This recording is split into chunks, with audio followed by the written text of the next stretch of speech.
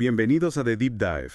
Prepárense para una inversión profunda en un tema que nos llega directo desde nuestra audiencia. Así es. Tenemos un sermón del padre Luis Toro sobre la confesión, un tema central en el catolicismo, pero que, como veremos, no está exento de controversia. Exacto. Y lo que nos han pedido es que analicemos este sermón, que entendamos por qué este sacerdote defiende la confesión con tanta vehemencia. Lo interesante aquí es que el padre Toro no solo habla de la confesión en sí, sino que también, digamos, pone el dedo en la llaga al hablar de cómo ha cambiado la percepción de esta práctica. Sí, él empieza su sermón hablando de esa transición, de cómo la confesión era algo natural, algo que no se cuestionaba, pero que ahora se encuentra con resistencia, incluso con propuestas alternativas. Exacto. Y lo que me llama la atención es cómo el padre Toro enmarca este debate. ¿A qué te refieres? Bueno, él habla de una protesta contra la confesión, especialmente entre los hermanos separados. ¿Los protestantes? Sí. Y usa un lenguaje muy fuerte, casi como si se tratara de una batalla espiritual. Dice que quienes se oponen a la confesión trabajan en contra de Dios. Es una forma de apelar a la emoción, ¿no? Más que a la razón. Sí, su lenguaje es muy intenso, busca provocar una reacción. Y para ilustrar la importancia de la confesión, el padre Toro comparte una anécdota personal. Quítanos. Habla de un pastor protestante que se negaba a confesarse incluso en su lecho de muerte. Imagínate. La esposa del pastor incluso llegó a llamarlo Satanás cuando fue a visitarlo. Es una historia muy, muy impactante. Sí, y con un final aún más sorprendente. ¿Qué pasó? El pastor, al borde de la muerte, decide confesarse y experimenta lo que el padre Toro describe como un milagro. O sea que para él, esta historia es una prueba irrefutable del poder de la confesión. Exactamente. Es una narrativa que refuerza su convicción. Y para darle un fundamento más sólido a su postura, el padre Toro recurre a las escrituras. Claro, a la Biblia. Cita pasajes como Levítico 5.5, Levítico 5.17, Salmo 32, Santiago 5.16, Marcos 1.44, Hechos 19.18. Muchos pasajes. ¿Y cómo los interpreta? Bueno, él los usa para sustentar la necesidad de la confesión. Para él, la Biblia es clara en este punto. Ya, pero claro, la interpretación bíblica no es unívoca. Cierto. Lo que para el padre Toro es una defensa de la confesión. Para otros puede tener un significado diferente. Exacto. Y aquí es donde invitamos a nuestra audiencia a investigar, a profundizar. Sí, a buscar otras perspectivas. ¿Qué dicen otras corrientes teológicas sobre la confesión? Existen otras lecturas posibles de estos pasajes Preguntas importantes. y que nos llevan a la siguiente parte del sermón. ¿Qué más nos dice el padre Toro? Bueno, él pone un énfasis particular en la figura del sacerdote. Ajá. Para él, el sacerdote tiene un rol indispensable en la confesión. Es el mediador. Exactamente. Cita Hebreos 5.1, donde se describe a los sacerdotes como tomados de entre los hombres, Ajá. pero que representan a los hombres ante Dios. Ofreciendo sacrificios por sus pecados. ¿Sí?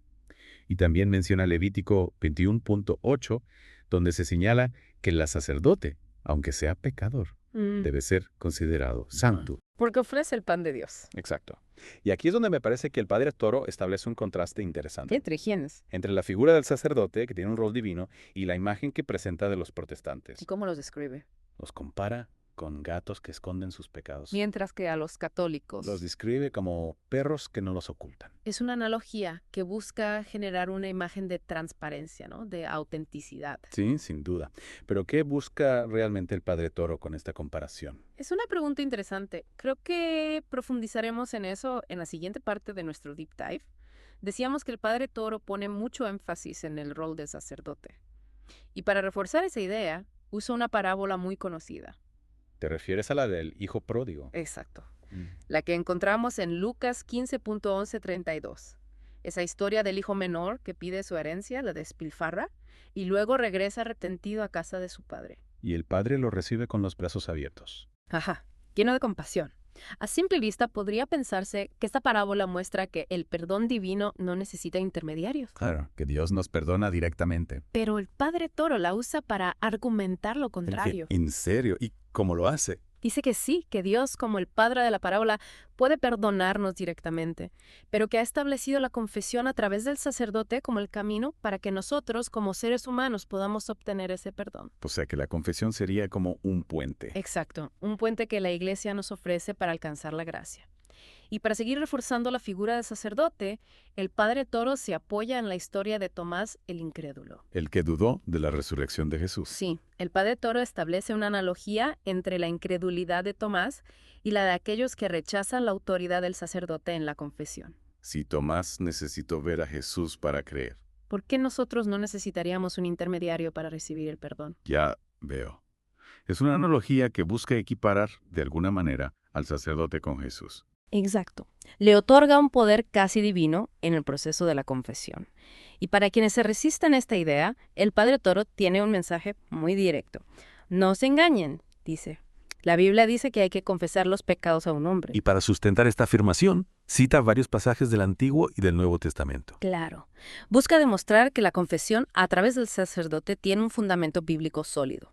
Y no solo usa la Biblia, también recurre a ejemplos de la vida de los santos, a historias de conversiones milagrosas, a testimonios que buscan mostrar la eficacia de la confesión. Su objetivo es claro: convencer a la gente de que la confesión es el camino para alcanzar la salvación. Y para eso utiliza una variedad de recursos. Apela a la emoción, al miedo, a la culpa, pero también a la esperanza, a la promesa del perdón divino. Es interesante cómo se anticipa a las posibles objeciones, cómo responde a aquellos que podrían decir que la confesión no es necesaria en el Nuevo Testamento. No rehúye el debate. Lo enfrenta directamente, usando la Biblia como su principal herramienta. Y construye una narrativa muy convincente. Sí, una narrativa que busca demostrar que la confesión es fundamental en la vida del cristiano. Y para eso usa un lenguaje muy particular, ¿no? Muy vívido. A veces incluso provocativo. Recordemos la analogía de los perros y los gatos. No escondan sus pecados como un gato, decía. Sean como perros que no tienen vergüenza de mostrar su suciedad. Es una imagen que impacta, que busca generar una reacción. Sí, sin duda. Al establecer esta dicotomía entre la transparencia y la ocultación, el Padre Toro presenta la confesión como un acto de purificación, de liberación. Es un lenguaje que puede ser efectivo para quienes ya se identifican con la fe católica, pero que también puede resultar divisivo para quienes no comparten esa visión. Claro. En el fondo, lo que encontramos en el sermón del Padre Toro es una profunda convicción en la importancia de la confesión. Pero también encontramos un manejo muy hábil del lenguaje. Una estrategia retórica muy bien definida que busca persuadir, conmover, interpelar a la audiencia. Y en este Deep Dive hemos intentado analizar esa estrategia, desgranar los argumentos del Padre Toro, su visión de la confesión, la forma en que la presenta. Pero es importante recordar que esta es solo una perspectiva, una interpretación entre muchas posibles. Y te invitamos a ti, querido oyente, a seguir explorando, a buscar otras visiones, a construir tu propia comprensión de este tema. Hemos hablado mucho de la Biblia, de la tradición, del rol del sacerdote, pero hay algo que no podemos dejar de lado, la dimensión emocional del sermón. Totalmente. El Padre Toro no se limita a exponer argumentos fríos, ¿no? Apela a la emoción, al miedo, a la culpa, pero también a la esperanza, a la promesa del perdón. Utiliza imágenes muy fuertes, como la del perro que no esconde su suciedad. Busca que la gente no solo entienda la importancia de la confesión, sino que la sienta. Ajá. Yeah. Y ahí es donde entra en juego la idea de la misericordia divina. Porque a pesar de todo lo que hemos dicho, el Padre Toro no niega que Dios pueda perdonarnos directamente. De hecho, usa la parábola del hijo pródigo para ilustrar esa misericordia infinita. Claro, el padre de la parábola, que representa a Dios, perdona a su hijo sin condiciones, sin exigirle nada a cambio. Entonces, ¿dónde queda la confesión? Pues el Padre Toro la presenta como un camino, ¿no? Un puente que la Iglesia nos ofrece para acceder a esa misericordia. O sea que la confesión no es un fin en sí misma. No, es un medio para alcanzar la reconciliación con Dios. Y ahí volvemos a la figura del sacerdote, que actúa como intermediario en ese proceso. Ajá. No es un juez, sino un guía. Exactamente. Y el Padre Toro usa un lenguaje muy, muy particular para describir esta función. Habla de limpiar el corazón, de desatar las cadenas del pecado, de recibir la absolución. Son imágenes que evocan una transformación, ¿no? Una experiencia real. Sí. Busca que la confesión no sea un simple trámite, sino un encuentro con la gracia.